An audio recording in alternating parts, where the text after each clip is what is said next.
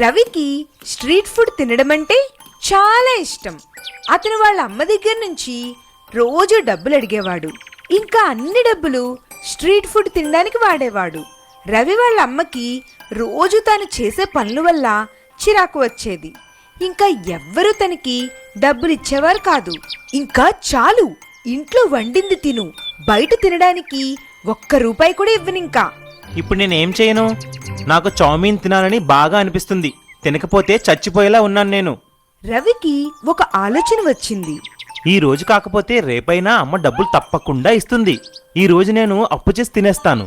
రవి అందరు street food వాళ్ళకి బాగా తెలుసు. అందుకే తాను అందరి దగ్గరికి వెళ్ళి అప్పు చేసి తినడం మొదలుపెట్టాడు. అరే ఐస్ క్రీమ్ అన్నా, ఈ రోజు ఒక ఐస్ క్రీమ్ ఇవ్వవా? డబ్బులు రేపిస్తాను. ఓ అన్నా, కొంచెం పానీపూరి ఇవ్వవా? అరే డబ్బులు ఎవడిస్తాడు? నేను నీ డబ్బులు రేపిస్తాను. నీ కొట్టుకి నేను రోజూ వస్తాను కదా, కొంచెం నమ్మకం ఉంచు నా మీద. అలా చూస్తూ చూస్తూ చాలా రోజులు గడిచాయి. కానీ రవి దగ్గర వాళ్ళకి ఇవ్వడానికి డబ్బులుండేవి కావు. ఇంకా అతనికి స్ట్రీట్ ఫుడ్ తినే అలవాటు బాగా ఎక్కువైంది. అరే ఈ రోజు నేను ఆ వైపు వెళ్ళను. అక్కడ పానీపూరి వాడికి నేను డబ్బులు ఇవ్వాలి. అతను పట్టుకుంటే డబ్బులు అడుగుతాడు. అయ్యో, నేను ఇటువైపు కూడా వెళ్ళలేను. ఇక్కడ చౌమీన్ వాడు ఉన్నాడు. అయ్యో, ఎదురుగా ఐస్ క్రీమ్ వాడు కూడా ఉన్నాడు. ఇప్పుడు నేను ఎక్కడికి వెళ్ళను? ఇంకా నేను వేరే ఊరికి వెళ్ళాలేమో. అప్పుడే రవికి తన స్కూల్ ఎదురుగా కొత్తగా పెట్టిన పూరీ కొట్టువాడు గుర్తుకు వస్తాడు. రవి తన దగ్గరికి వెళ్తాడు. రవి అక్కడ కడుపు నిండా చోలే ఇంకా పూరీ తింటాడు. బాబు డబ్బులివ్వు. అవును సరే, అలాగే. ఎంతైందేమిటి? నువ్వు చాలా బాగా పూరీ మరియు చోలే చేస్తున్నావు. మీరు 2 ప్లేట్లు తిన్నారంటే తీయండి ₹100 బయటికి. అయ్యో, ఈరోజు నేను నా పర్స్ ఇంట్లోనే మర్చిపోయినట్టున్నాను. నేను ఇక్కడే పక్కనే ఉంటున్నాను. రేపు వచ్చిస్తాను. అరే, నీ దగ్గర అస్సలు డబ్బులు లేనప్పుడు పూరీ ఎందుకు తిన్నావు? నాకు నీలాంటి వాళ్ళు చాలా మంది తెలుసు. తీ డబ్బులు, లేదంటే నేను ఇప్పుడే పోలీసుల్ని పిలుస్తాను. ఇద్దరూ గొడవ పడతారు. వారి గొడవ విని ఒక కానిస్టేబుల్ అక్కడికి వస్తాడు. పూరీ వ్యాపారి పోలీస్కి రవి మీద ఫిర్యాదు చేస్తాడు. బాబు, నువ్వు చాలా పూరీలు తిన్నావు ఇక్కడ. ఇప్పుడు వెళ్ళి కొంచెం జైలు గాలి కూడా పీల్చు. రవి వాళ్ళ అమ్మకి ఇదంతా ఎప్పుడైతే తెలుస్తుందో ఆమె అక్కడికి వచ్చి అందరి స్ట్రీట్ ఫుడ్ వాళ్ళకి బాకీలు తీర్చేస్తుంది. ఇంకా పోలీస్ స్టేషన్కి వెళ్ళి రవిని విడిపించుకొని తీసుకువస్తుంది. రవికి తన తప్పు తెలిసి వస్తుంది. అతను వాళ్ళ అమ్మతో ఇలా అంటాడు. అమ్మా, నన్ను క్షమించు. ఇంక నేను స్ట్రీట్ ఫుడ్ ఎప్పుడూ తినను. ఎల్లప్పుడూ ఇంట్లో చేసిందే తింటాను. మనం అబద్ధం చెప్పి ఎప్పుడూ కూడా పంతం నెగ్గించుకోకూడదు. చందాపూర్ అనే ఒక ఊరిలో బిర్జు అనే ఒక ఆటో డ్రైవర్ ఉండేవాడు. అతను చాలా కష్టపడే తత్వం కలవాడు. అతనికి ఒక కొడుకు ఉన్నాడు. అతని పేరు రాజు. బిర్జు చాలా పాతకాలపు ఆలోచనలు కలవాడు. అతనికి కొత్త విషయాల గురించి అస్సలు తెలీదు. ఒకరోజు రాత్రి తన భార్య సరళతో ఇలా అంటాడు. సరేలా, తొందరగా చపాతీలు తీసుకురా. ఈరోజు చాలా అలసిపోయాను. ఎంత కష్టపడినా కూడా ఏమీ సంపాదించలేకపోతున్నాను. రాజు ఇప్పుడు కాలేజీకి కూడా వెళ్తున్నాడు. అతని చదువు ఖర్చులు ఎలా భరిస్తాను నేను? మీరు బాధపడొద్దు. మీరు అస్సలేమీ ఆలోచించకుండా పని గురించి మాత్రమే ఆలోచించండి. మన సమస్యలు వాటంతటవే మెల్లగా సమసిపోతాయి. రాజు తన నాన్నగారిలా ఉండేవాడు కాదు. అతను కొత్త తరం పిల్లవాడు. అతనికి ఆటో కాకుండా బైక్ నడపడం అంటే చాలా ఇష్టం ఉండేది. అతను పెద్దయ్యాక రేసర్ అవుదామని అనుకున్నాడు. ఒకరోజు అతను తన మిత్రుడు మనోజ్ దగ్గరికి వెళ్తాడు. రాజు చూడు, నేను కొత్త బైక్ ఒకటి కొన్నాను. ఇది చాలా కొత్త మోడల్. బాగుంది కదా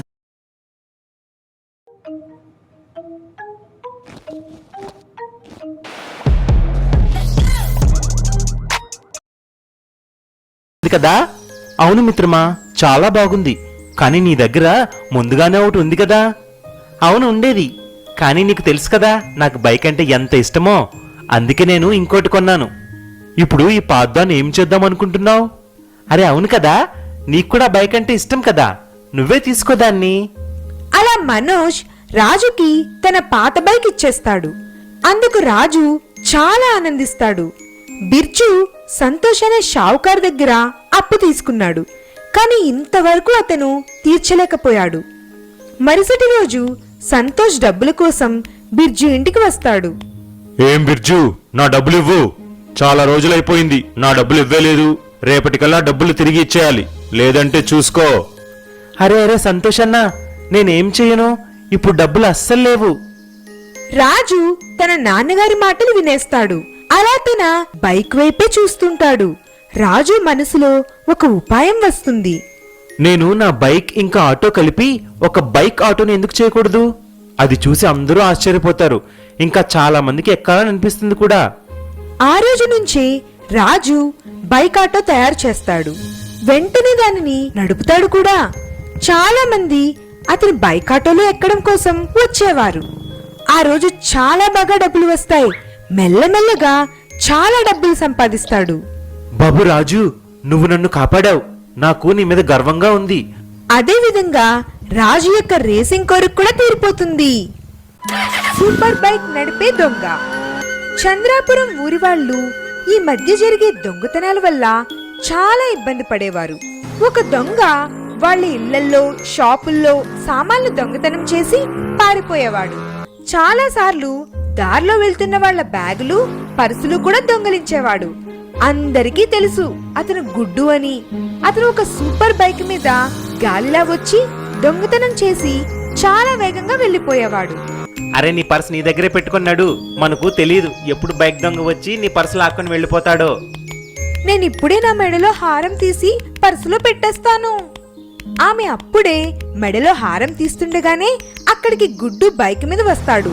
అతను ఎప్పుడు హారం ఇంకా పర్సు లాక్కని పోతాడో వాళ్ళకే తెలీదు. వాళ్ళిద్దరూ పాపం అరుస్తూ ఉంటారంతే. దొంగ దొంగ పట్టుకోండి, దొంగ దొంగ. చంద్రాపురం పోలీసులు కూడా సూపర్ బైక్ దొంగ వల్ల చాలా ఇబ్బంది పడేవారు. వసంత్ కుమార్ అక్కడికి కొత్త ఎస్పీగా వచ్చారు. మీకు సిగ్గు రావాలి, ఒక దొంగ మొత్తం ఊర్లో దొంగతనాలు చేస్తుంటే మీరు అతన్ని పట్టుకోలేకపోతున్నారు. ఏం చెయ్యం సార్, మా దగ్గర మంచి జీపులు లేవు. వాడు దొంగతనం చేసి పారిపోయే లోపు మా బండి స్టార్ట్ కూడా అవ్వదు. పోలీసులు చెప్పిన మాటలు విని ఎస్పీ కుమార్ పోలీస్ డిపార్ట్మెంట్ నుంచి వేగంగా వెళ్లే జీపులు ఇంకా బైకులు తెప్పిస్తాడు. ఒకరోజు వాళ్ళకి గుడ్డు ఊరి మందిరంలోంచి బంగారం దొంగతనం చేస్తున్నాడని తెలుస్తుంది. వాళ్ళు గుడికి వచ్చి వెళ్లే దారుల దగ్గర కాపలా కాస్తారు. అప్పుడే గుడ్డు గాలిలో బైక్ మీద వచ్చి గుడిలోంచి బంగారం దొంగలించి పారిపోతుంటాడు. పోలీస్ వాళ్ళు అతనిని కొత్త జీపుల మీద వెంబడిస్తారు. మొత్తం దారులు మూసేస్తారు. ఇదంతా చూసి గుడ్డు తన బైక్ మీద ఒక బటన్ నొక్కుతాడు. అప్పుడు తన బైక్ గాలిలో ఎగురుతుంది. అలా పోలీసుల నుంచి తప్పించుకొని వెళ్ళిపోతాడు.